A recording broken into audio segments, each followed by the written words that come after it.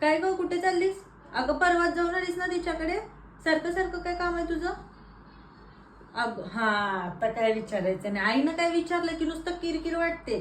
अगं अरे अगं 2च प्रश्न विचारलेत.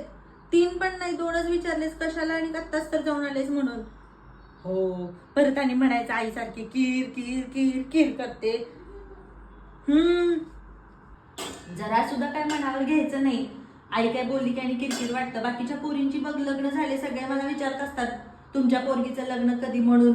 आणि मी कुठे गेले की सगळे मला म्हणतात आता तुमचा नंबर कधी. काय बोललं की नाही वाटतं. आई नसती किरकिरच करते. काय तर म्हणजे आम्ही जेनझी जनरेशन.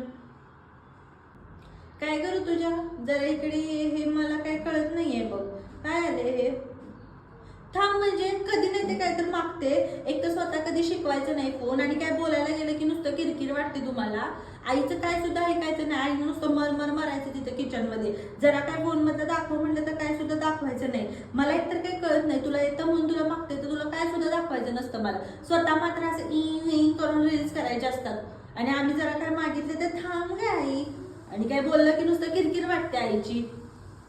काय सुद्धा काम करायला नको, काय नको. बघल त्या नुसतं बेडवर लोळत बसायचं. जरा कपडे घडी घाल म्हणलं तर नाही काय, थांब थोड्या वेळ. नुसतं बघल तेव्हा ते इंस्टाग्राम, व्हॉट्सअप आणि ते युट्यूब एवढंच करत बसायचं. काय सुद्धा काम नाही. लग्न झाल्यावर आईच्या नावानेच बोलणार लोक, दुसरा कोणाला काय बोलणार नाहीत. आणि काय बोलायला गेलं की नुसतं किरकिर वाटते आईची. आई म्हणजे काय, नुसती किरकिरेचा पहाडच आहे. काही सुद्धा ऐकायचं नाही आईचं. ठरवलंयच काय ऐकायचं नाही असं.